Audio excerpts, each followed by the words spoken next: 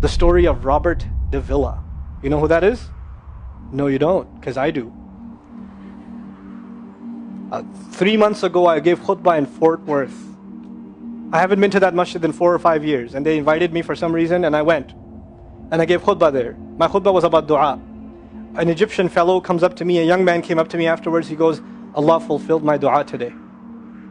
And I said, what's your dua? He said, my dua was that Nouman Ali Khan should meet Robert Davilla. I was like, are you Robert Davilla? He goes, nope, I am not Robert Davilla. Robert Davilla is my friend. But I think Allah is fulfilling my dua. I was like, fire away, I want to know. Robert Davilla is a young man who lives in a town 40 minutes past Fort Worth. He was a farmer, young guy. And he was hit with some sort of genetic disorder that kicked in later on in his life, and he became paralyzed from the neck down. And he lives in a nursing home. Most people in that nursing home are 90 years, 100 years. They're really, really old people. And then there's, his room where he's paralyzed neck down. He's the only 30-something-year-old that is in the nursing home, okay? And he's been in that nursing home for the last 10 years. His family got a computer for him that's voice activated, so he can give voice commands, put a headphone on and Google stuff and search stuff so he can surf the web and find information. In his room, and by the way, staunch Christian family, the minister comes and prays for him every week and things like that. And his best friend was in the bed next to him. One of his best friends. He became best friends because he met him at the nursing home. This person was also paralyzed and he needed a new liver. Okay? A liver transplant. He was waiting for a liver transplant. And they used to talk about, God and things like that all the time. They were good friends. Finally, his best friend got a call that there's a donor available for the liver. So he's so excited. He goes, Robert, I'm going to miss you, but I'm going. I've got a donor. So they take his friend and they go into the operation, and his friend died at the operating table. Now his friend, who's also a Christian, the deceased friend, his sister, took one of the amulets of his friend, a crucifix, and she gave it as a gift to Robert. This is a reminder of your old buddy. So he hung it on the side of his hospital bed. Robert Davilla lives a pretty decent life in there. The nurses take care of him. He's a happy guy. And one day he goes to sleep and he sees a man in his dream. That man says his name is Muhammad. And he says, pointing at the crucifix, God did not send messengers so they would worship the messengers. God sent messengers so you could worship God. And Jesus was just a man. He walked in the markets and he ate food. He walked in the markets and he ate food, and the dream stopped. He only knows that Jesus was just a man. He knows there's a man named Muhammad that said that to him. He said that messengers came so people could worship God and not the messengers. This is all he knows. So he starts Googling Muhammad. He finds Islam. He takes Shahada. When he takes Shahada, he wants to learn about the Quran. So he goes on these chat sessions and finds somebody needs to teach me Quran. He finds a brother in Egypt that he gets together with on Skype to try to learn Arabic. Learn the Arabic alphabet. Once he learned the Arabic alphabet, he learned to recite the Quran. He memorized 10 surahs from his hospital bed. Then he said, I'm beginning to memorize the Quran and I'm beginning to learn about this prophet, but I need to understand the Quran. So he starts Googling how to understand the Quran. And for some reason, he ends up on my videos. And he starts watching my stuff. And he watched almost everything. And then here's the kicker. In the nursing home, there was an Egyptian fellow that used to come in and do some repair work. The Egyptian fellow has his own awesome story. The guy had basically lost faith. He wasn't religious. The nearest masjid to him was 50 miles away. So he didn't really go to Jum'ah much anymore. But he felt a spiritual void, so he started going to the church just to feel closer to Allah.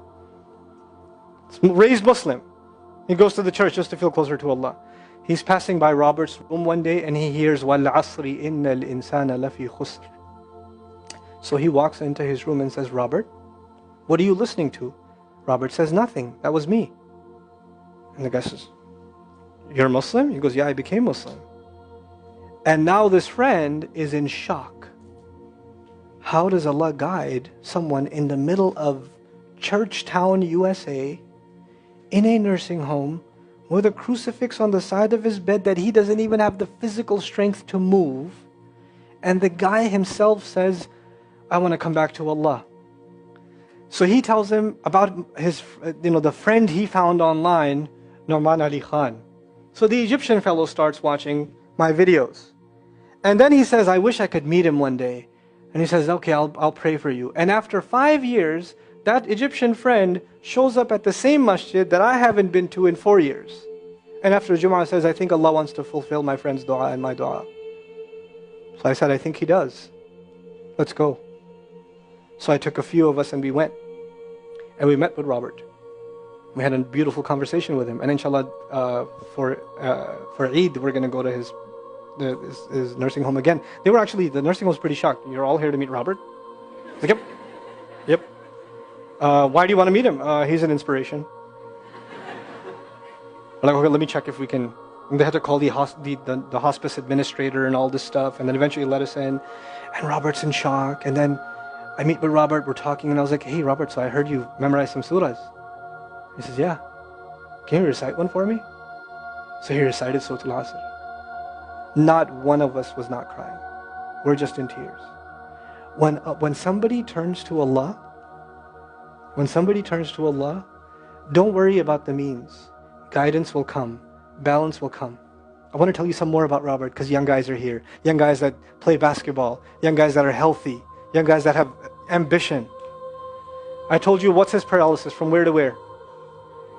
Neck down. He has a special wheelchair that has to hold pretty much every part of his body in place. He can't just sit in a wheelchair. It holds his neck and it holds every other part of his body in place because he has no control over his limbs. And he has to have a special van where the wheelchair locks in so that if it goes through a bump or whatever, he doesn't, receive the shock. So he made a request. He wants to go to the Friday prayer.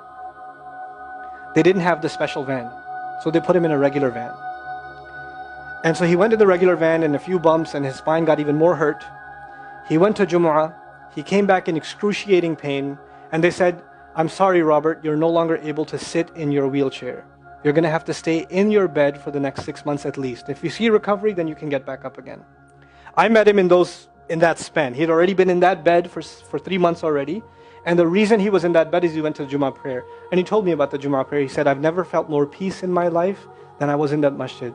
And you know what I'm going to do, Brother Nauman? When I can sit in my chair again, I'm going to go to Jummah. I'm going to go to the masjid because I've never felt like that before. There's someone who has nothing but control over his mouth and his eyes. And he says, I only find peace in the masjid. And here we are. These masajid, I don't care what ideology, what school of thought, what they're talking about in the masjid, what fitna is there. I don't care. It's still Allah's house. Just go to pray. Don't go there to talk to people. Go there to talk to Allah. Just go to talk to Allah. You're just going for you and Allah. That's it. That's it. Other things will come, but you're not going for them. You're just going there to find peace. You'll become different people. If Allah can guide Robert Davilla, Allah guide everybody. And then he said, sometimes I wonder why Allah put me in this position. And then I say to myself, what am I kidding? Allah has given me so much.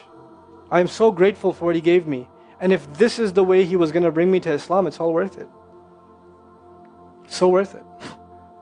You have Muslims that lose a little bit of health and they say, why is Allah doing this to me? And this man, if you would think, nowadays atheists argue because of suffering, there's no God. If one man has in a position to say, I don't believe in God. If there was a guy, why would I be in this position? It would be Robert Davilla. That guy would say, I don't believe in God. If there was one, why would I be in this mess? And yet he's in this position, and I've never seen a face with more nur. Never. I've never seen a face that has more contentment on it. He's so satisfied with life. He's so happy. He's just happy. The last 7 or 8 khutbahs I've given are actually based on one sentence each on one sentence that he said in his conversation. Is that profound? He's a teacher to me. I consider him a teacher. He's my sheikh. Somebody says, who's your sheikh? I say, Robert Davilla. Really? Is that a pizza place? Or no. The guidance is all around us. You don't have to get worried about what's not there. There's plenty there. You know what Allah did for the people of the cave? You know He even guided them in where to sleep. You know He even guided them on where to turn. As the sun was coming, they'd turn away from it. As the sun came from the other side, they'd turn the other way. Allah will guide you in your sleep when you make dua to Him. He'll even guide you in your sleep. Every toss and turn will be guided by Allah. Can you imagine? We shouldn't be skeptical in Allah's guidance.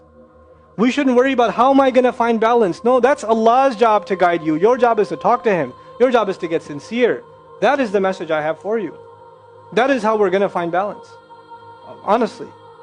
And if once you do that, once you become sincere to Allah, Allah will open doors. Allah will give you friends. Allah will give you teachers. Allah will give you access to resources, all of which are going to bring you closer and closer and closer to Him and to the truth and make life better for the people around you.